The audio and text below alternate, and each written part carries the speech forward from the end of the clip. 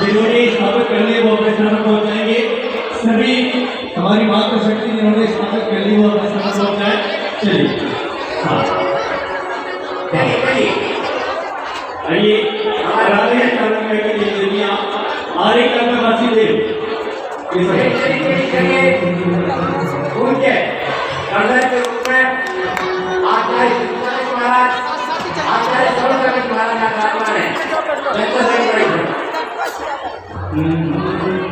आइए समझ लेते हैं आगे।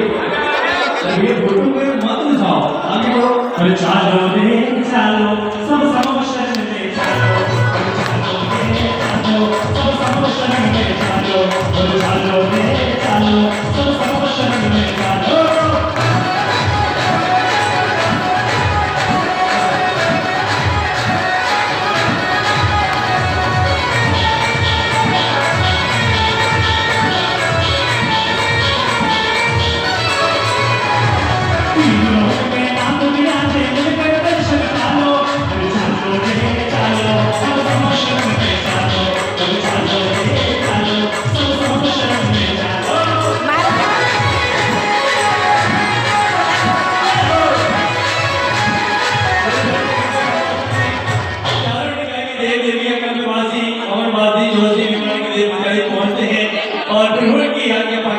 अपने बॉडी में अपना स्थान किया करते हैं और सिद्धि प्रतिष्ठा जाति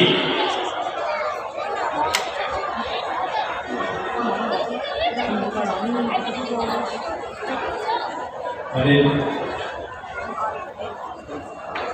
बताइए। चलो हाथ जोड़ेंगे, महाराज जी कुछ आचार्य से भी भगवान की वाणी की है, वही वाणी आपको सुना रही है।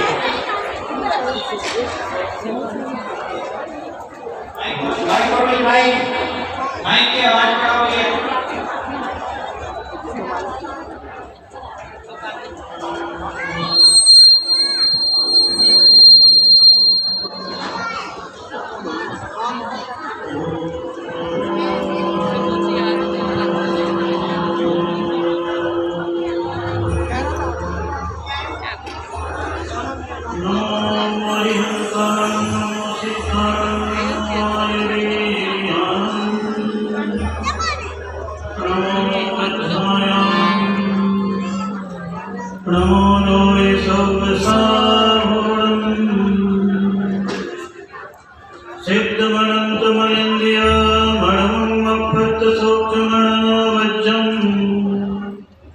केवल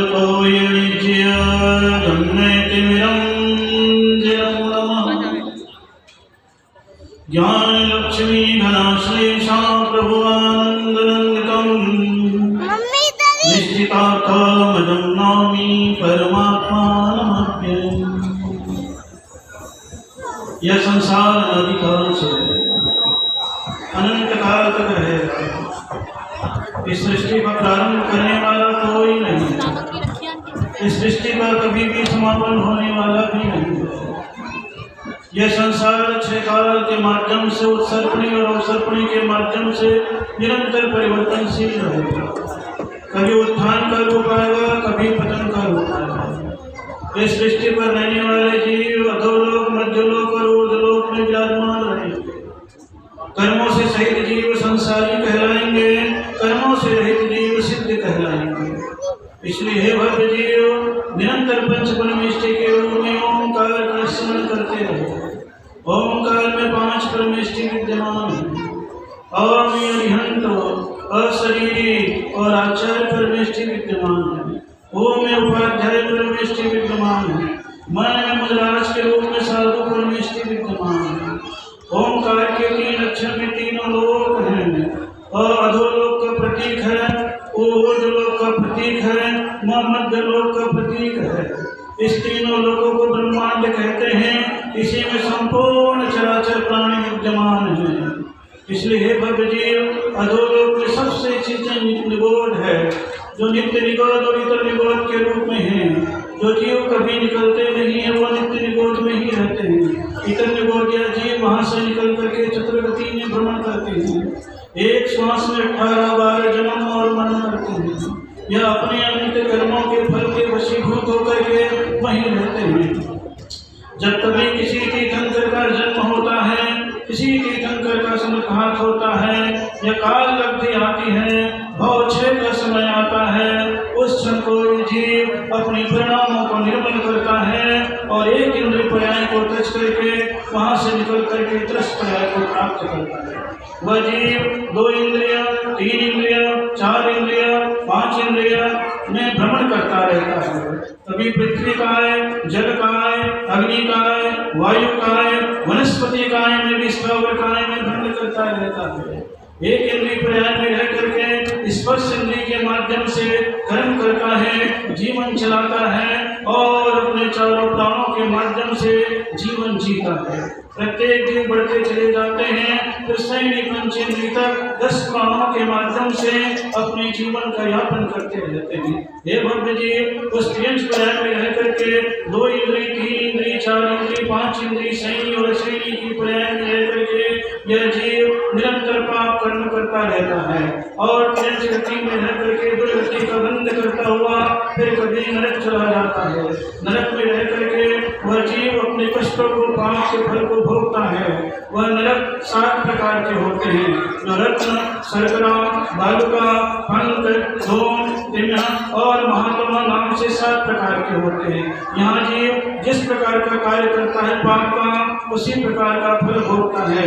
इसलिए हे भव्य जीव, इस नरक में नहीं जाना चाहते हो तो अपने जीवन में कभी भी मद्य मांस मधु का सेवन मत करो। हे भव्य जीव, अपनी आत्मा का कल्याण चाहते हो तो जुआ खेलना, मांस खाना, शराब पीना, हर स्त्री सेवन करना, वेश्या सेवन करना, चोरी करना एवं शिकार खेलना, इस प्रकार के हिंसक कार्यों को सदैव त्याग करते चले जाओ। इस संसार में रह करके अगर सत्य व्यसन करते रहते हो तो 7 नरक में कम से कम 10,000 वर्ष और अधिकतम 33 सागर तक अपने जीवन में पाप का फल भोगना पड़ता है।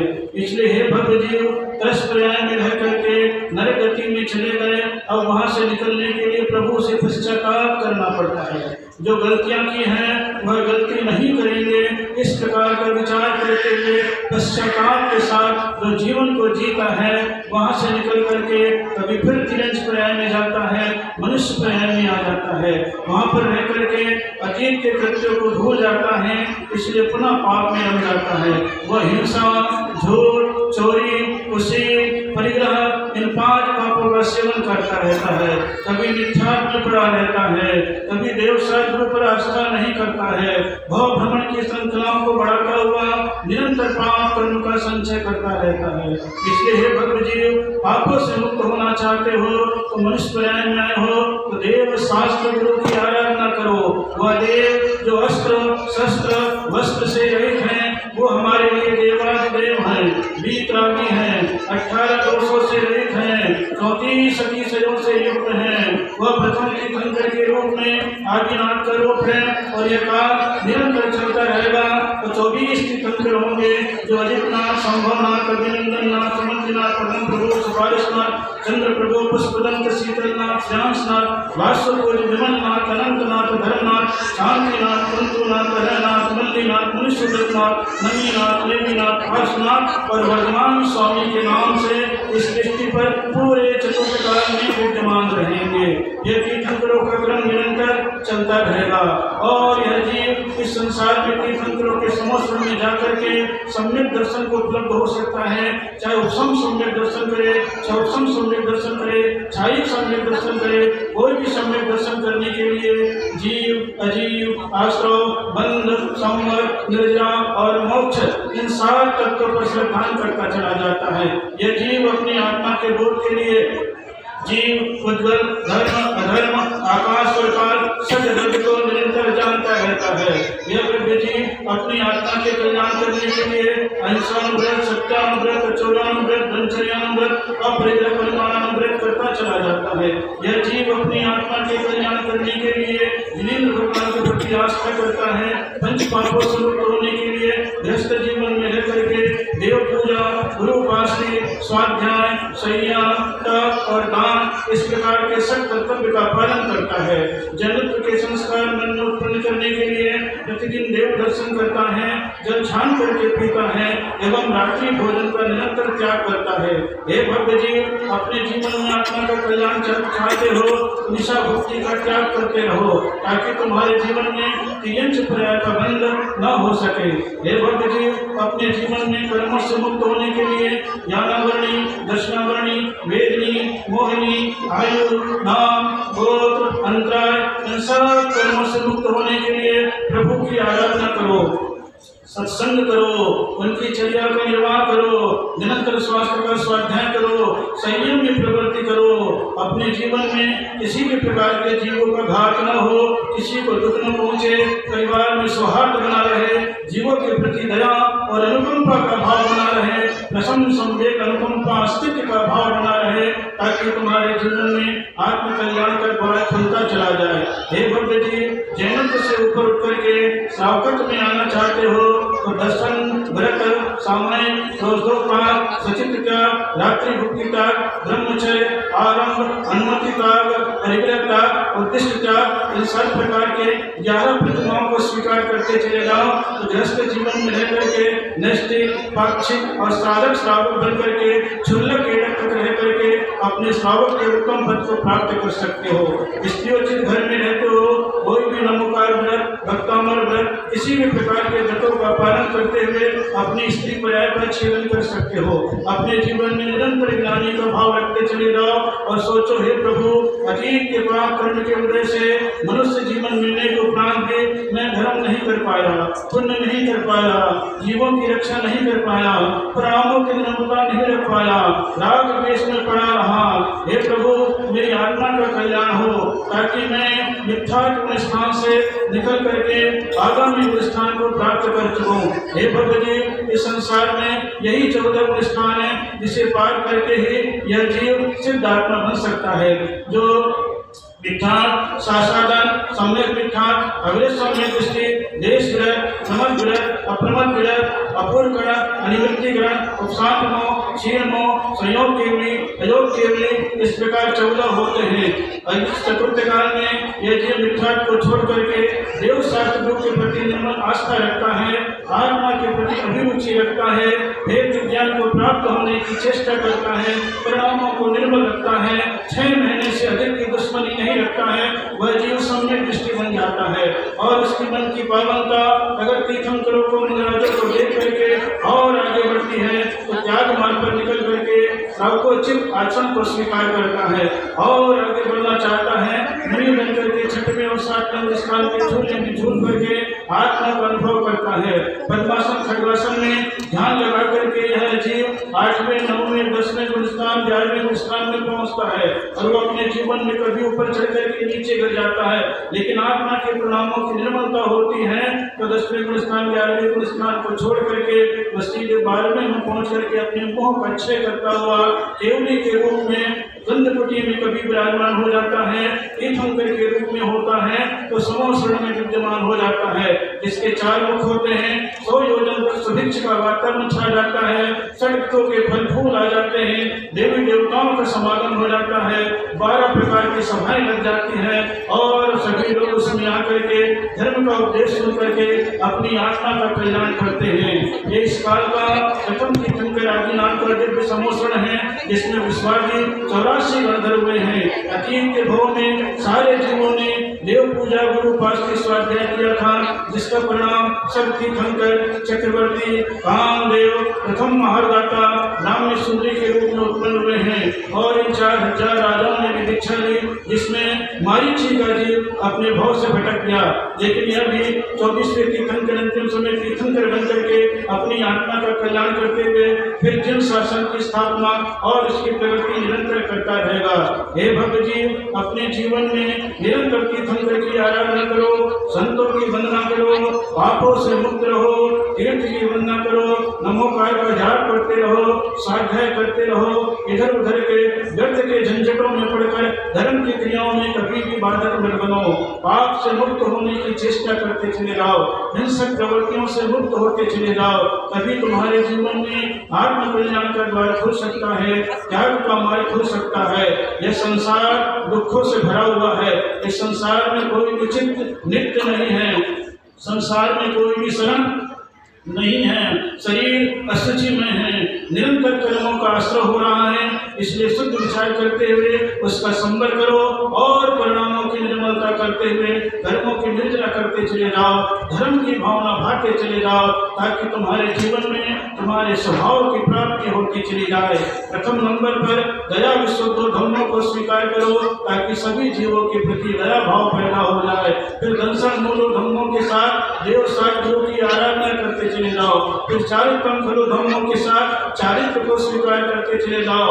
और आत्मा को निर्मल करना है तो क्षमा भाव 10 धर्मों को स्वीकार करते हुए उत्तम क्षमा, मार्दव, आर्जव, सत्य, सौच, संयम, तप, त्याग, आकिंचन, ब्रह्मचर्य, इस प्रकार के 10 धर्म को स्वीकार करते चले जाओ। और तुम आगे बढ़ना चाहते हो वस्तु सहाव धर्मों को स्वीकार करते हुए अपनी आत्मा के स्वभाव में स्थिर होने की चेष्टा करते चले जाओ, ताकि तुम्हारे जीवन में सामायिक चेतन स्थापना, परिहार शुद्धि, सुख संप्रदाय, यथाख्यात, इस प्रकार के चारित्र का आगमन होता चला जाए।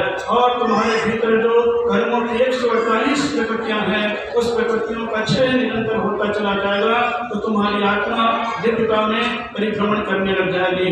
इस प्रकार अधोलोक, मध्यलोक में तीर्थंकर का समोसन मिल जाता है, चतुर्थ काल में धर्म का साधन मिल जाता है, वर्ग सब नाराज साधन मिल जाता है, धर्म के साधन मिलते चले जाते हैं। यह जीव स्वर्ग, मोक्ष, नरक, इन सभी गति को प्राप्त कर सकता है।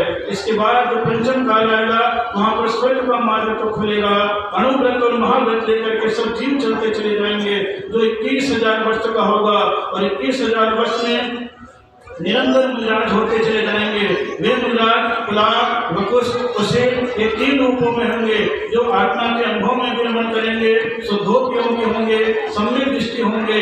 जो जीव इन मुलाजों की आराधना करते हुए अपने कल्याण के मार्ग को प्रशस्त करेगा, वह एक भाव में भी संयम, सम्यक को प्राप्त करता हुआ देवगति को भी प्राप्त करेगा, समाधि मरण को भी प्राप्त कर सकता है, अपनी चेतना का उत्थान भी कर सकता है। इसलिए हे भव्य जीव, मुनि, श्रावक, श्राविका, ये चतुर्युग संघ 21,000 वर्ष तक पंचम काल में विद्यमान रहेंगे। उसके बाद पुनः छठवां काल आएगा, फिर उत्सर्पणी का छठवां काल आएगा, फिर 5वां काल आएगा, फिर 4था काल आएगा। और यही तीर्थंकर महावीर के समोसन में रहने वाला राजा श्रेणी का जीव प्रथम तीर्थंकर महाब्रह्म होकर के पुनः धर्म की स्थापना और उत्थान करता चला जाएगा। इस प्रकार सृष्टि का क्रम निरंतर चलता चला जाएगा। इसलिए हे जीव, तू अपने आप को न कर्ता मान न भोक्ता मान, तू अपने आप में स्वतंत्र है, नित्य है, निरामय है, न्यायक स्वभावी है, चैतन्य है।